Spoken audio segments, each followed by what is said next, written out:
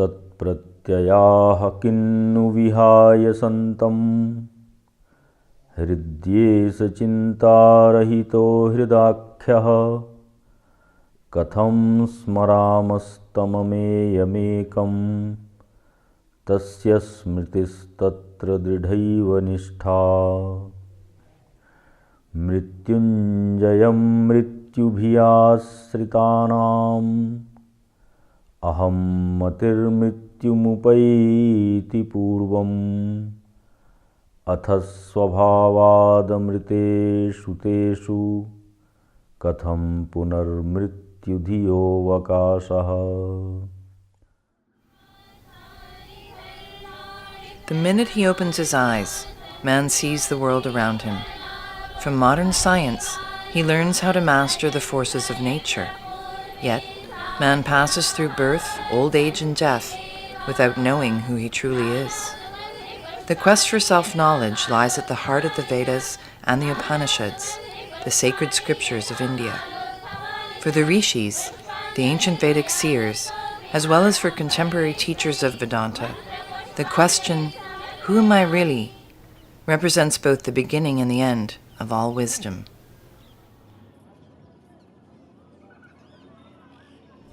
Well, the modern concept of the self is almost universally identified with the individual self, or if you wish, the personal self. When we speak about ourselves, we speak about a self that is different from all other selves by definition. So self-realization in the modern world means the unfolding of one's potentialities as an individual, precisely. Whereas in the Hindu traditional vision, the self refers to the universal and divine self that transcends our little self. So that's a huge difference, of course, and there are often misunderstandings that arise from misreadings of what the self means in Hindu text. When modern readers who are unprepared would read about the Atman or the self in traditional text, they have to be made aware immediately of the fact that we are not speaking about the individual self, what the Hindus would call the jiva.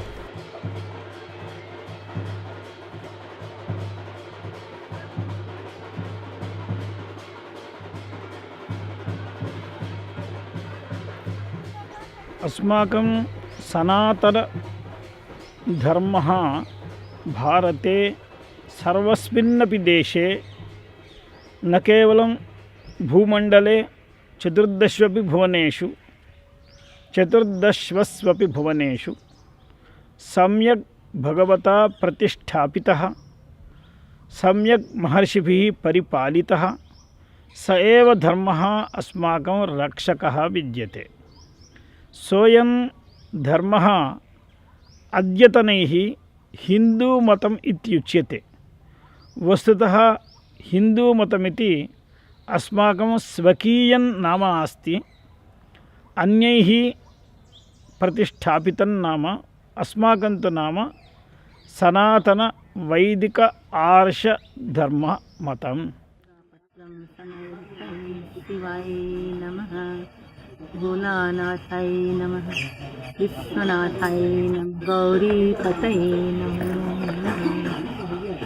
बिल्वपत्रं समर्पयितं सदाशिवाय नमः. धराधरेन्द्र नन्दिनी विलास बन्धु बन्धुर स्फुरद्दिगन्त सन्तति प्रमोदमान से कृपा कटाक्ष घोरणी निरुद्ध धुर्धरा.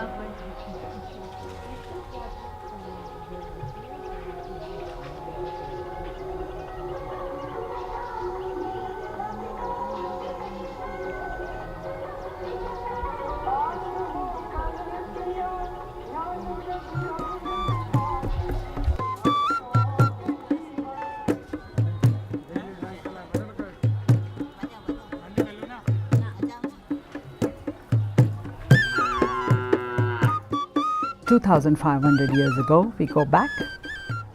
That is when Adi Guru Shankaracharya was born. Now, the birth of Adi Guru Shankaracharya was in south of India, in a place called Kaladi, which is Kerala. And when he was born, Lord Shiva came in the dream of his parents and asked them, do you want a child who will be only 16 years old, or do you want a child who will have a long life? But he will not be intelligent, he will be like a very dumb child.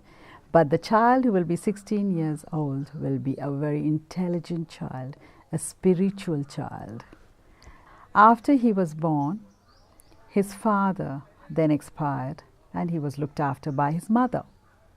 His mother was a very pious lady and she looked after him, she loved him a lot. Now Adi Guru Shankaracharya, the birth that he took was only for dharma. He had to leave his house and then go out into the country, whole of India, to spread the religion, to spread the principles of dharma. So he then left the house and he started preaching. He had to first study. So he went to various big gurus to study. His teacher was Guru Govindapadacharya, who taught him on the banks of the Narmada river, which is in Madhya Pradesh, central India, and that was a very important part of his life, where he spent 3 years there. And he studied the Brahma Sutras, the Upanishads, the Bhagavad Gita. After he finished his education, he then started traveling because his mission was to set up centers. He didn't know now how he could do it all alone. So he started with his disciples who started coming to him. And once he started having people follow him, he did it by setting up 4 centers, north of India, south of India, east of India, west of India. And once he set up his centers, his acharyas were then appointed in those 4 centers. And they started then teaching, spreading, and that's how Advaita, which is the Advaita philosophy, was spread by Adi Guru Shankaracharya. Shankaracharyas are appointed not by birth, they are actually elected. Their posts, they have to be educated. They have to be a brahmachari from birth. A Shankaracharya cannot come after he has been married, because only a Dandi sannyasi, who is a monk of the highest order in the Shankaracharya tradition, can become a Shankaracharya.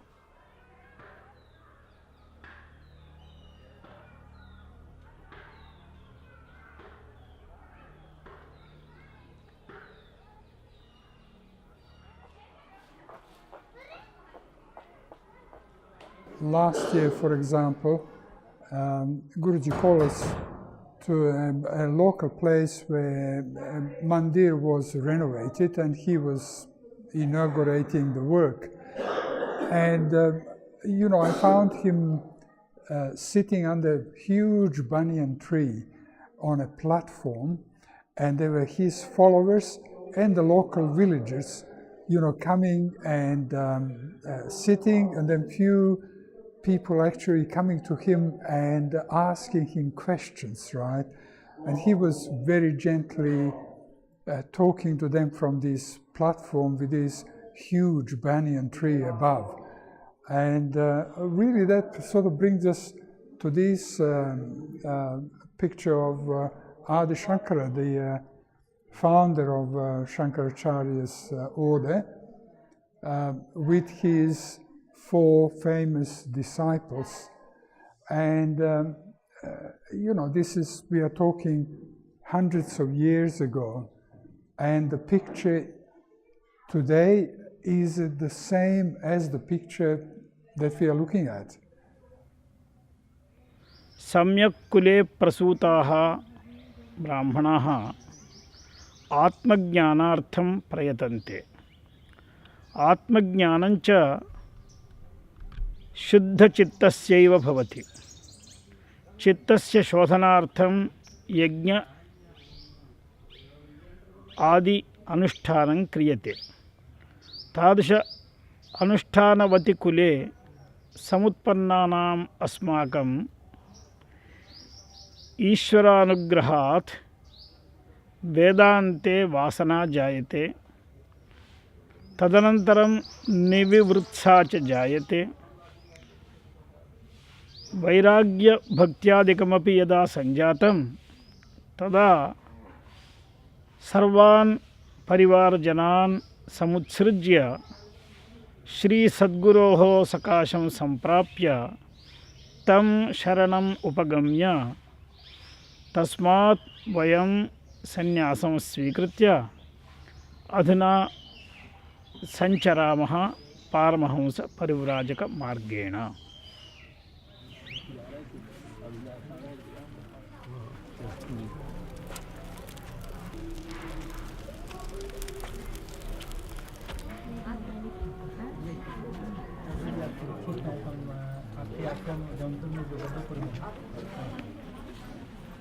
तो अद्वैत का एक बहुत साधारण और सरल अर्थ है कि जो द्वैत रहित हो, जहाँ दो नहीं बस एक, तो इसकी सिद्धि होती है। लेकिन व्यवहार में द्वैत का पालन किया जाता है। यह आदि शंकराचार्य जी का ही सिद्धांत है कि भावना में अद्वैत रखना चाहिए, व्यवहार में द्वैत से ही अद्वैत को साधा जाता है। व्यवहार रूपी द्वैत से परमार्थ रूपी अद्वैत को साधा जाता है। तो साधन द्वैत है, साध्य अद्वैत है। Traditional India, as any other traditions, place emphasis on the transmission between master and disciple, because knowledge is not only a theoretical matter, it's also a matter of realization, and you cannot realize outside of a spiritual, intimate relationship with a person who is the embodiment of that knowledge. In other words, under normal circumstances, there are always exceptions, of course. You cannot just read into a book, for example, and realize the Atman or realize the supreme truth. There is need for mediation in the form of a human being, and moreover, the oral communication of the truth through the master particularly has a particular power, a particular effectiveness that is not available under normal circumstances through other channels. Hinduism, जो Hindu mythology है, ये बहुत प्राचीन है, अनादि है। स्वयं भगवान कृष्ण ने कहा है गीता में, इमं विवस्वते योगम प्रोक्तवानहमव्ययम विवस्वान मनवे प्राह मनुरिक्ष्वा कवे ब्रवीत। मैं यह ज्ञान नहीं दे रहा हूँ, यह ज्ञान पहले भी विवस्वान सूर्य ने मनु को दिया था, मनु ने इक्ष्वाकु को दिया था, और इक्ष्वाकु के द्वारा ये यहाँ तक आया। बीच में कुछ अवरोध आने से यह ज्ञान लुप्त हो गया, नष्ट हो गया, मैं उसको पुनः प्रकट कर रहा हूँ। तो ज्ञान अनादि है, उसके उद्धार के लिए बीच बीच में ईश्वर को एक अपना प्रयास करना पड़ता है, क्योंकि ये जीवों के अल्प प्रयास से ये चीज़ें नहीं हो सकती। इसके लिए एक महनीय प्रयास की आवश्यकता होती है, और वह शक्ति ईश्वर में ही है। वही ईश्वर की जो शक्ति है वह गुरु के रूप में आती है। आचार्याद्धैव विद्या साधिष्ठा प्रापत्। अस्माभिः ग्रन्थान् दृष्ट्वापि अध्येतुं शक्यते, परं ग्रन्थेभ्यः यत् तत्त्वमागच्छति तत् तत्त्वं मनसि नैव संलग्नं भवति। समुद्रे जलमस्ति, तदेव जलं सूर्यकिरणैः मेघेषु समागच्छति, मेघेभ्यः वृष्टिः समायाति, तया वृष्ट्या तज्जलेन वयं जीवामः, परं साक्षात् समुद्रात् वयं जलं पातुं न समर्थाः। यदि तदेव जलं सूर्यकिरणैः मेघद्वारा वृष्टिरागच्छति चेत् अमृतायमानं भवति। तदस्माकं जीवनाय, औषधीनां वनस्पतीनां च जीवनाय भवति। एवमेव ग्रन्थस्थो विषयः अस्माकं कल्याणाय न भवति। ग्रन्थेभ्यः गुरवः सम्यक् समधीत्य तत्तत्त्वं यदि अस्मभ्यमुपदिशन्ति तद् मेघजन्य वृष्टिजलमिव अमृतायमानं भवति इति हेतोः अस्माकं मते आचार्य परंपरा प्राप्ता आसीत्। सर्वेपि आचार्याः सगुरुका एव आसन्। अतएव नारायणं, पद्मभुवं, वसिष्ठं, शक्तिञ्च तत्पुत्र पराशरञ्च, व्यासं, शुकं, गौडपदं, महान्तं, गोविन्दयोगीन्द्रम्, अथास्य शिष्यं श्रीशङ्कराचार्यम्, अथास्य पद्मपादहस्तामलकञ्च शिष्यं तन्त्रोटकं वार्तिककारमन्यान् अस्मद्गुरून् सन्ततम् आनतोऽस्मि इति अस्माकं गुरुपरम्परा विराजते। गुरुपरम्परां विना विद्या कदापि न साधयितुं शक्यते। भगवता आदिनारायणेनापि गुरोः सकाशादेव स्वीकृतमासीत्। गुरोः सकाशादेव विद्या स्वीकृता। अतः अस्माभिः सर्वैः सगुरुकैर्भाव्यं। गुरुं विना कदापि गतिरेव नास्ति। तस्मात् अस्माकं मते गुरुपरम्परा अतीव प्रबलतमा विद्यते। ओम।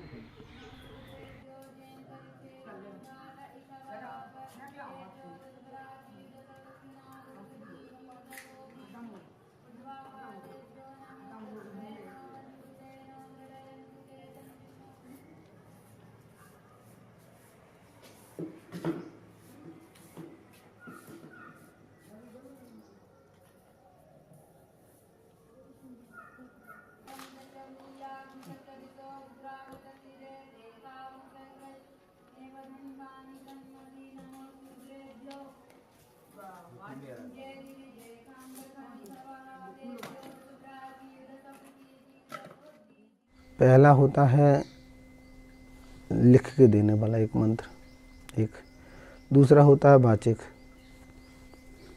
तीसरा होता है आँख से, ये भी एक दीक्षा होती है, चौथी होती है मानसिक। जी, इनका अपना अपना महत्व है।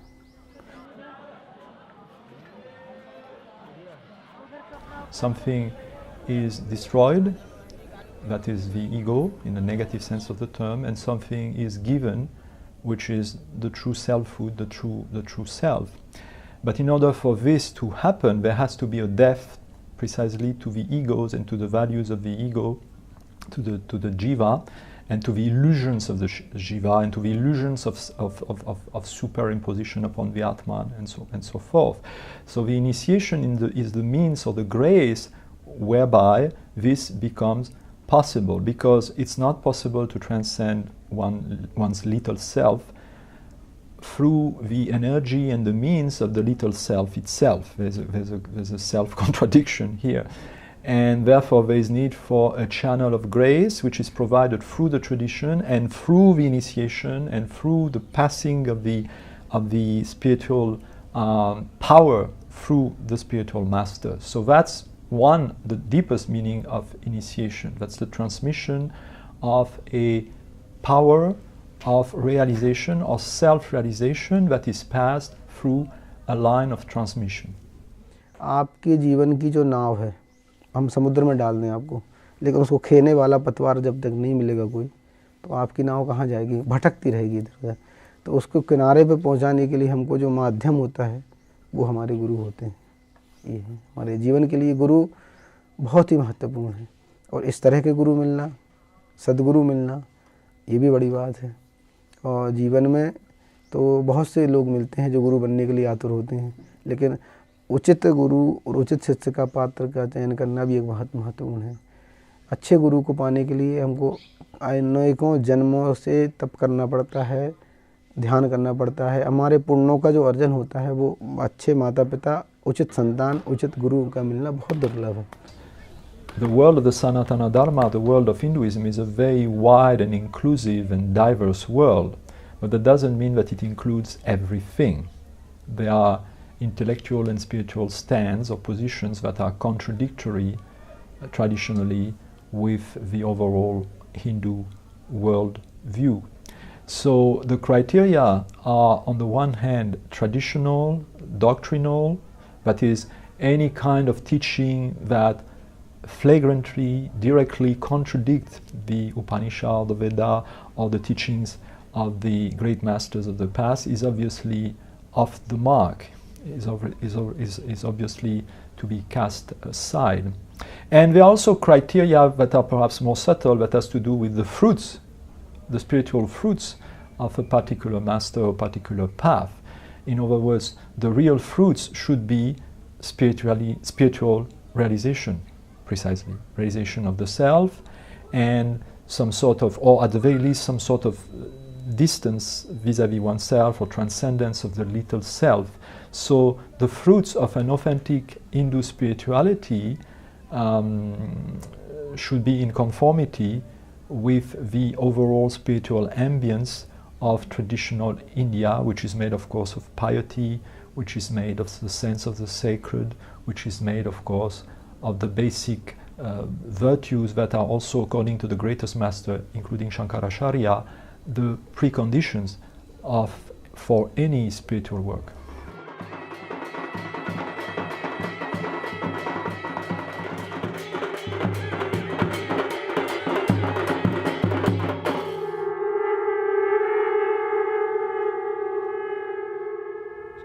अयं च विषयः सर्वत्र निर्णीतो विद्यते यो यत्र अधिकृतः यः यस्य शास्त्रस्य तत्त्वं सम्यक् जानाति स एव तस्मिन् शास्त्रे तत्त्वं वक्तुं प्रभवति यो न जानाति स न प्रभवति। यदि कश्चन रसशास्त्रं जानीयात् रसं प्रति प्रवक्तुं प्रभवेत्। एवं आध्यात्मिकं शास्त्रं यदि अनुभवतः जानीयात् तदानीं स एव तत्र प्रभवेत्। यो यच्छास्त्रं तत्त्वतो न जानाति तेन तस्मिन् शास्त्रे तद्विषये यत्किञ्चित् अधरस्पन्दोऽपि कर्तुं नैव शक्यः। तस्मात् येषाम् अद्वैतात्मसाक्षात्कारानुभूतिः सर्वदा विद्यते त एव वेदान्तविषये प्रवचनं कर्तुं प्रभवन्ति। तथा येषां धर्मे निष्ठा, येषाम् अनुष्ठाने निष्ठा त एव धर्मं प्रति किञ्चित् वक्तुं प्रभवन्ति। येषाम् एतादृशनिष्ठा द्वयमेव नास्ति न ते धर्मे वा ब्रह्मणि वा यत्किञ्चित् वक्तुं नैव समर्थाः। तस्मात् धर्मब्रह्मनिष्ठैरेव अस्माकम् आध्यात्मिकशास्त्राणि प्रवक्तव्यानीति शास्त्रसिद्धान्तसारः। ओम। आवश्यकता ये है कि गुरु शिष्य को उपनिषदों का अर्थ बतलाते हैं। तो उपनिषद ब्रह्म का जानने की आँख है और गुरु सूर्य है। तो बिना सूर्य के प्रकाश के आप किसी वस्तु को देख नहीं सकते। इसलिए गुरु वेद के अर्थ का ठीक ठीक अनुभव कराते हैं।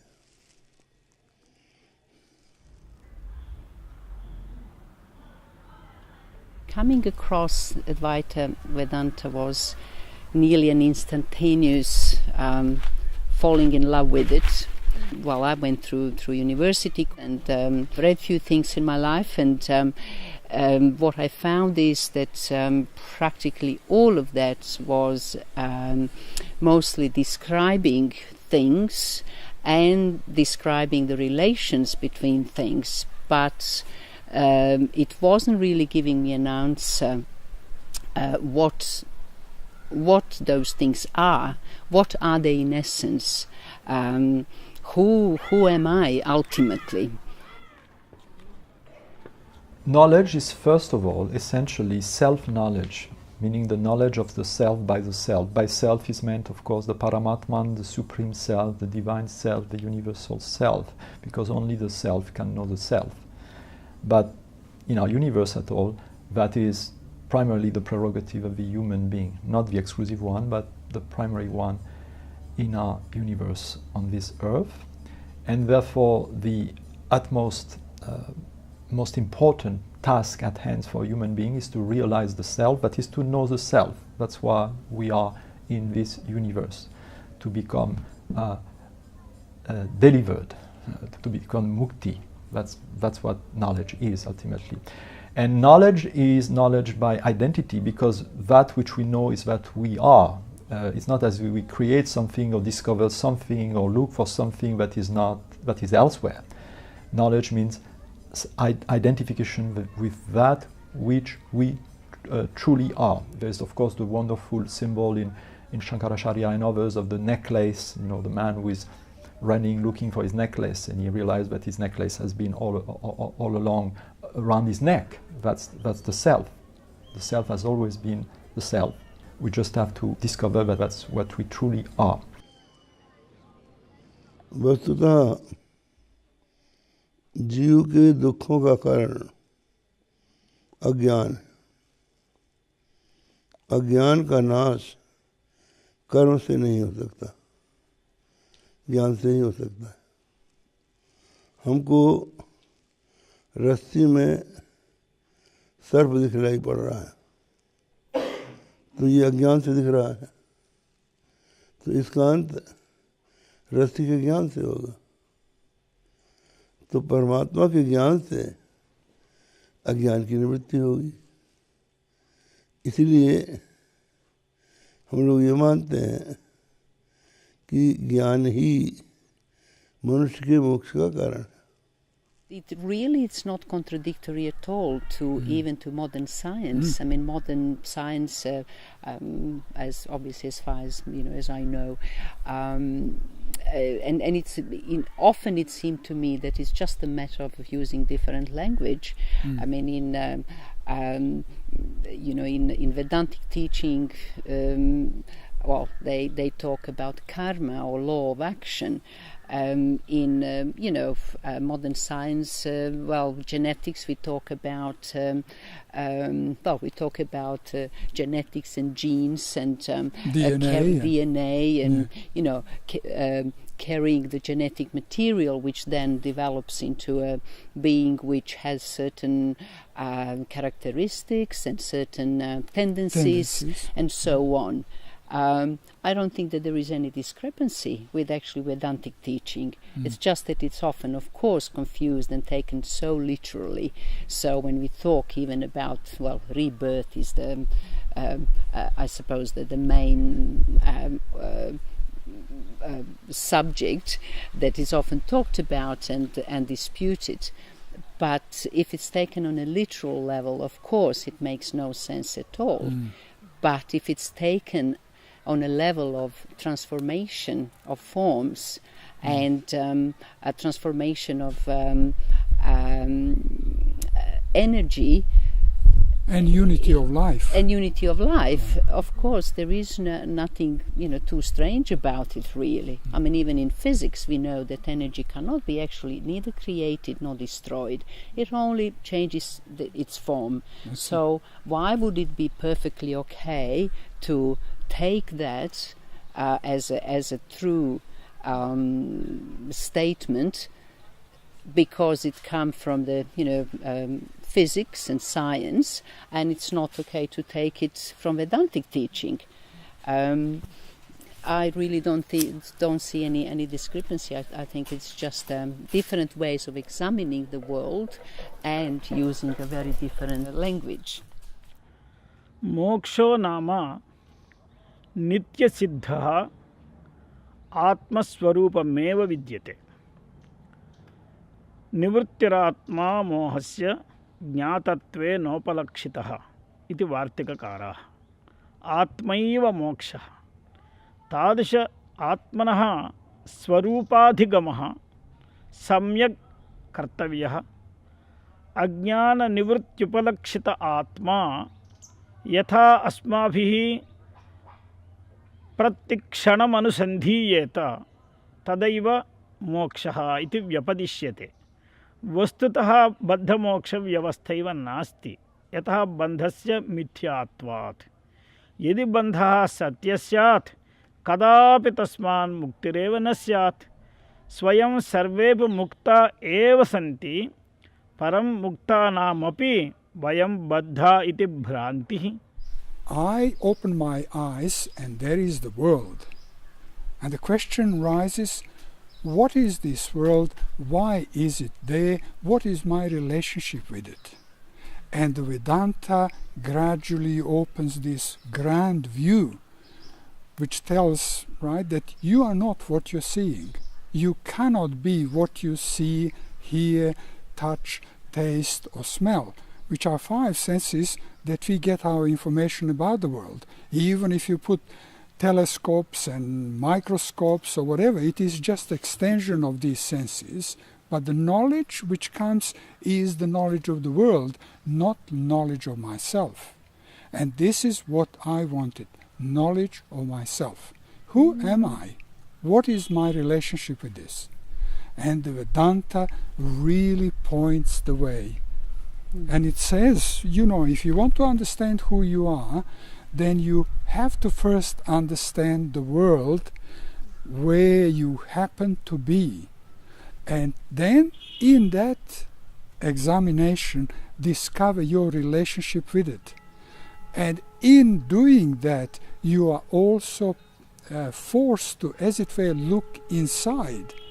Because senses are looking out, but behind those senses is the mind. But behind the mind is this discriminating faculty, right, which determines this is right or that is wrong, or doesn't say anything when there is just a silence and you have a sense of being, not being somebody or something, but just being. And that is a indescribable experience, you could say, even though it is not, being oneself couldn't be an experience. You can experience something outside yourself, but how can you experience yourself? You only can be yourself. And most of the time we find, you know, I'm Danny, right, which is just a name, right? And I'm 6'2" and eyes blue, right? And I always joke about it, right? But really, who am I? Right? Behind that name, behind that form, behind that mind, behind the heart, as we say, who is that observer? Right? And where this observer has arose, where did the observer come from? Yeah, I know it is formless, right? When I try to look in, you cannot find the center. Where is the center? And yet I know that I am. It really is a way of life. It's how you live, right? Because how you live will definitely have effect on your emotional and intellectual state. What is important is knowledge, right? Knowledge. We Westerners always think knowledge comes from outside, right? But in Vedanta, the traditional message from the scriptures is that the knowledge is already within, and the education is actually a process of uncovering that which is already there within oneself. Yes, discipline is necessary in Vedanta to receive the essence of Vedantic teaching. And that's, you know, that's not so easy. That's right. You cannot have a binge party or whatever and tomorrow apply yourself to discovering who you are. Finest meditation. Because it does, in this part, introduce you almost fairly quickly, right, to meditation, right, where you make an effort to bring this mind, which is constantly distracted through the 5 senses, to bring it in, as it were, to a reflective stage, so that you can consider things in themselves, as it were, right? Like in Platonic philosophy, you know, the world of ideas, right? Where you are not supported by the work of the senses. योग के 8 अंग हैं। यम, नियम, आसन, प्राणायाम, प्रत्याहार, धारणा, ध्यान, समाधि। तो ये जो 7 हैं वो समाधि के लिए अंग हैं। तो समाधि जब होगी तो हमारे चित्त में किसी प्रकार का विचार नहीं रहेगा, चित्त शांत हो जाएगा। उस शांत चित्त से ही हम ध्यान, भजन या अनुभूति कर सकते हैं, इसलिए उसकी आवश्यकता है। लेकिन ये जरूरी नहीं है कि सब लोग आसन करने लगे, प्राणायाम करने लगे, वैसे भी योग हो जाता है। तो भगवान, अगर किसी को ये नहीं पता ये जो स्टेप्स है योग में, तो फिर वो कैसे मोक्ष की प्राप्ति होगी? गुरु कृपा से हो जाएगी। ऐसे हो जाएगी। गुरु आपको समझा देंगे कि समाधि क्या है। आप समझ लीजिए कि आप गाढ़ी नींद में सोई हैं, किसी नई जगह जाकर सो गए, और आप सोने के बाद उठ रही हैं, तब तक आपको पता नहीं है कि मैं कहाँ हूँ और कौन हूँ, लेकिन नींद खत्म हो चुकी है और जागृत शुरू नहीं हुई है। जागृत होने पर ही मैं महिला हूँ, मैं कहाँ हूँ, ये आपको भान होगा। तो वो जागृत आई नहीं है, नींद है नहीं, तो वो अवस्था समाधि। मतलब उस दोनों का जो बीच का जो है वो समाधि, वो समाधि है। गुरु समझा देगा। रोज समाधि लग रही तुम्हारी।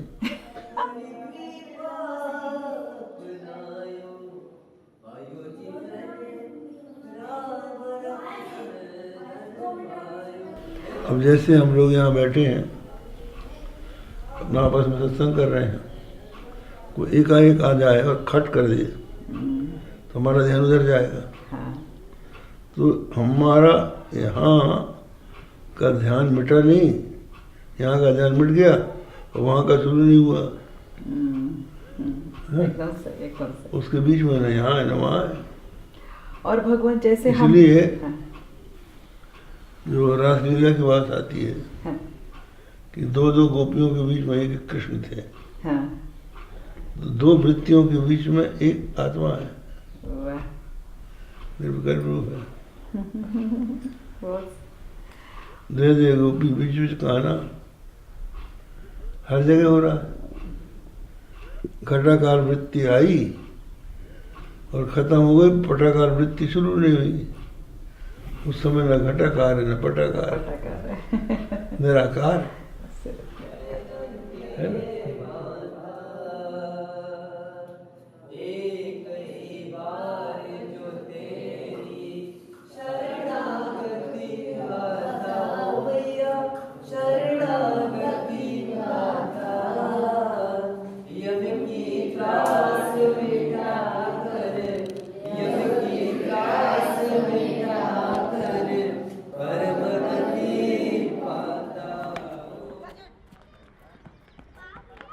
The methods of reaching knowledge, or self-knowledge rather, being understood, of course, that self here means the universal divine self, that is the substratum and the subject and the self of all selves. The methods of reaching knowledge or self-knowledge are many. There are many paths, there are many sadhanas, there are many yogas and so forth, but the highest form of knowledge, the highest method rather, according to authorities such as Adi Shankaracharya, is of course through discrimination, viveka, discrimination between that which is the true self, that which is the real self, and that which is not, that which is a superimposition or superimpositions upon the self. So this discernment or discrimination is the highest form of self-knowledge, but there are other ways of knowledge. In a sense, any path in life is potentially or virtually an avenue for self-knowledge.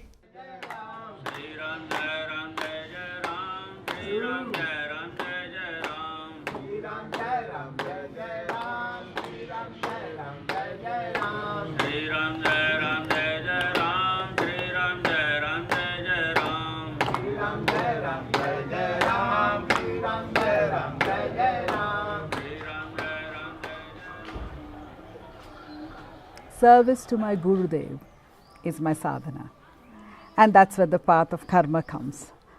To do that service, not thinking about what anybody thinks about me. No, it doesn't matter. Just keep doing what I've been instructed to do by my Guru only. And when I'm doing that, that becomes a path of karma, because karma is action. Karma doesn't mean sitting in one place. Now, if I start sitting in one place and doing my japa, that's with my mala and my mantra, I am not doing my duty. To do my duty, I have to get there onto the field and do it. Keeping the mantra in my mind, and the mantra keeps resonating in my mind, and I'm doing my action. So the path is karma, but I'm still resonating with my mantra. So the sadhana is a combination of both.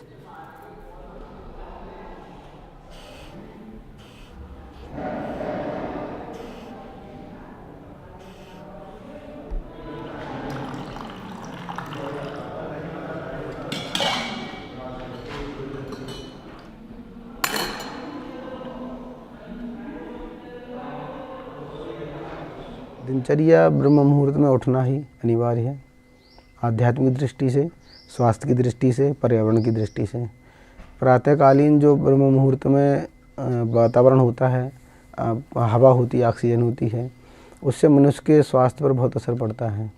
उससे एक दिनचर्या की शुरुआत हो जाती है कि आपको प्रातः उठ के स्नान करके, भगवान का ध्यान करके, दर्शन करके, अपना प्राणायाम करके, योग करके, आसन करके, भगवान सूर्य नारायण को जल अर्पण तर्पण करके, फिर अपना संध्या गुरु मंत्र का दिया हुआ जाप, उसके बाद जो आश्रम से संबंधित कार्य होते हैं वो भी हमारा एक कर्तव्य है कि हमको जो जिम्मेदारी दी गई है उसका निर्वाह करना अनिवार्य होता है। उसको करना भी एक हमारी दिनचर्या में शामिल होता है। आए हुए अतिथियों का स्वागत करना, जो गुरु दर्शन के लिए आते हैं उनकी भावनाओं को ध्यान रखना। कई ऐसी समस्याएं भी आती हैं जिनको हम अपने बल से, बुद्धि से, आत्मबल से, मनोबल से सुलझा सकते हैं, लोगों को समझा सकते हैं, उनको सलाह दे सकते हैं, उनकी जो समस्याएं हैं उनको जितना समुचित हो सकता है उनको हल कर सकते हैं। ये दिनचर्या में होता है। सायंकालीन फिर भगवती का मंदिर का दर्शन करना, आरती उसके बाद आकर के स्नान संध्या करके रात्रि में थोड़ा सा ध्यान करना सोने से पहले आवश्यक है, क्योंकि हमारी दिन भर की जो दिनचर्या होती है व्यस्त में होती है। रात्रि को सोने से पहले भगवान का स्मरण करने से हम लोगों को शांति मिलती है। ये है दिनचर्या में। Adivasis are the scheduled castes in India. They are otherwise known as the tribals. Gurudev has done a lot to serve the Adivasis. That has been his mission for a very, very long time. He has opened hospitals for them, he has opened schools for them, so that at least they can find a place in society. A woman is always looked down on in the scheduled caste, but in India, a woman is looked as the incarnation, or you can say a form of Ma Durga, who is the goddess. So when a woman is looked at as Ma Durga, what Gurudev thinks is by educating the girls, they will bring up society. If the mother is educated, her daughter is educated, and she becomes the first guru of her child. And what the daughter does is, when she grows up, she educates her child, and then she sees to it that the whole village is educated. Once the village is educated, it goes up into the society. So she makes such a difference in society today that just from that little child, you can see it goes up right up to the country.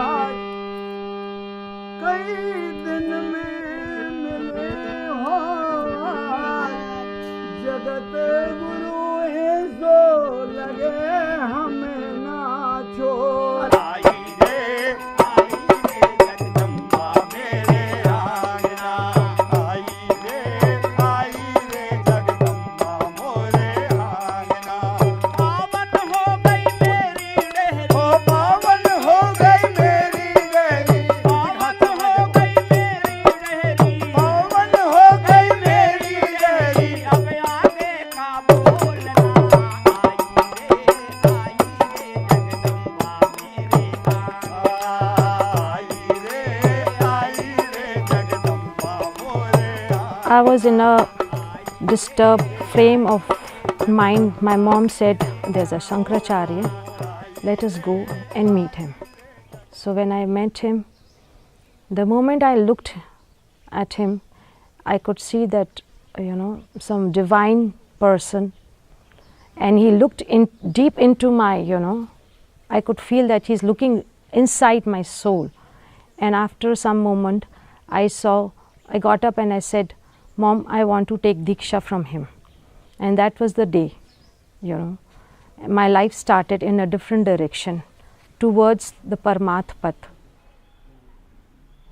I never used to do a lot of puja before I met Guruji, and slowly through his discourses he made me realize what is right, what is wrong, how to do sadhanas, and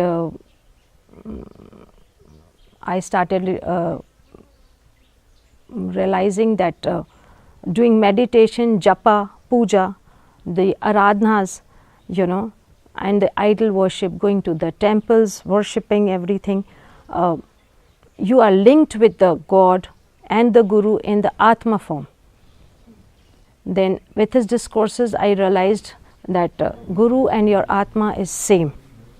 And whenever we used to go to Guruji, we would think of some questions, and we would see when he would speak in his discourse, we would get those answers. So we asked Guruji, how do you know what we wanted to ask you? He would say that, I could read your mind. So that is another way we could realize that he is Antaryami. He is Ghat Vasi, means Antaryami means he is everywhere, inside you also. So when he is inside you, he can read you. I used to be fear of the world, the people. My husband would not let me go to Guruji. And but then when I used to meet Guruji, I used to feel happy, peace, out of distress. I would feel this is my God. I would see him in a God form, and all my tensions would go away.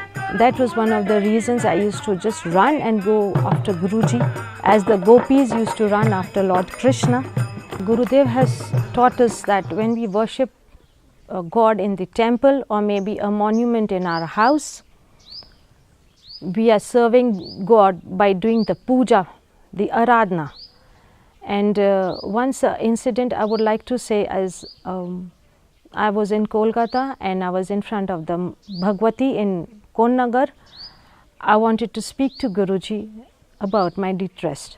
So I just told Bhagwati, please give me some moment with my Gurudev. And I was lucky in that crowd also, Guruji. I was able to go and speak to Guruji alone. After speaking to Guruji, when I was walking out, he just said, go and say thanks to Bhagwati. So that was the time I realized that Bhagwati and Guru is the same Atma.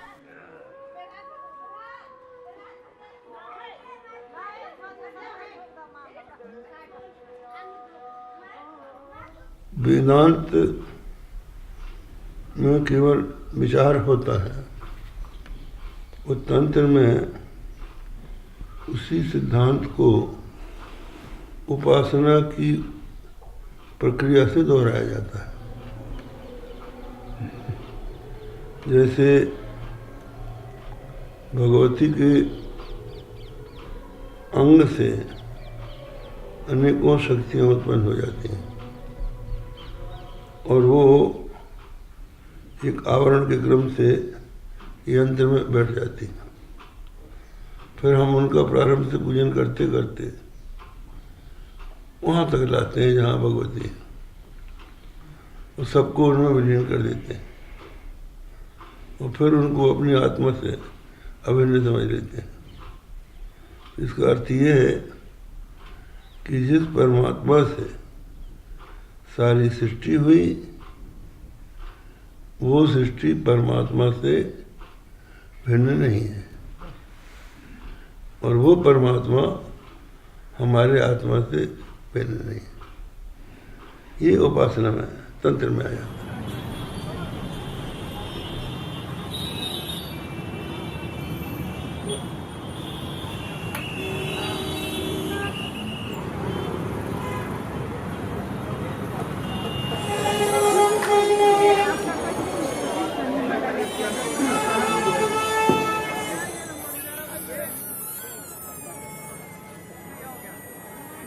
humankind is always humankind, whether in India or elsewhere.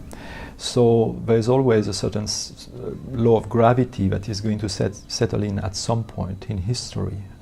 Anything that comes to birth develops and then perishes. So, and the human being is always a human being. That which fascinates a human being in a particular country is going to also fascinate other human beings in other countries. And one has also to keep in mind that any tradition like the Hindu tradition was founded upon the presence of a spiritual and intellectual elite. That is, it was dependent upon the awareness and knowledge of people who were specially trained spiritually, intellectually, and were thereby the repositories of knowledge. With the gradual disappearance or weakening of this repository of knowledge, the society at large becomes more and more vulnerable to external influences that gradually corrode the integrity of the tradition. Finally, from a Hindu point of view itself, I mean, again, there is the doctrine of ages, the yugas, and therefore that which appears in a state of perfection cannot but go through phases of decay, which are represented literally or symbolically by the so-called 4 ages of mankind. So, from any point of view, one shouldn't be surprised by the fact that even in India, some of the most superficial and worldly dimensions of the modern world become so prevalent.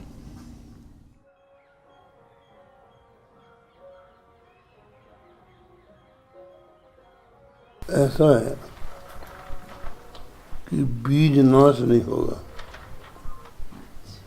कुछ लोग बचे रहेंगे और कुछ लोग कुछ दिनों के बाद फिर लौटेंगे। तो वो कम भी बचे हैं तो भी ठीक, पर वापस आके और अपना परंपरा चलते रहेगी, उसका नाश नहीं होगा। अभी जैसे आप बताते हैं कि हम लोग जो है दूसरी ओर देखते हैं, जैसे बौद्ध धर्म है ये, तो अपना जो परंपरा है वो जैसे आप कह रहे हैं थोड़े लोग वापस आके उसको ऐसा है कि आपके सामने कोई बात यदि सही बतला दे, उस समय आप उसको ना स्वीकार करें, लेकिन मन में तो बैठ जाएगी। आपने कहा बीज है, तो किसी दिन आप फिर लौट के आएंगे। तत्व पक्षपातो ही स्वभावो धियाम, बुद्धियों का स्वभाव है कि वे तत्व का पक्षपात करती, जो सही बात है वो हृदय में बैठ जाती। अब जो एक सज्जन थे, भारत के थे और ब्राह्मण भी थे, फ्रांस में राजदूत बने। फ्रांस में? अच्छा। तो फ्रांस के लोगों ने उनसे गीता के बारे में पूछना चाहा। अच्छा, तो वो कुछ जानते ही नहीं थे। अच्छा, वो नहीं जानते थे। वो तो आधुनिक शिक्षा से शिक्षित थे। तो उनसे पूछा गया भगवत गीता में क्या क्या लिखा है। उनको कहना पड़ा कि मैं दुर्भाग्य से भारतीय होते हुए भी, ब्राह्मण होते हुए भी गीता से वंचित हूँ। लेकिन उसको ग्लानि हुई कि जब ये लोग गीता के बारे में सोचते हैं तो मैं क्यों ना सोचूं। अरे वाह। फिर उसने अध्ययन शुरू किया।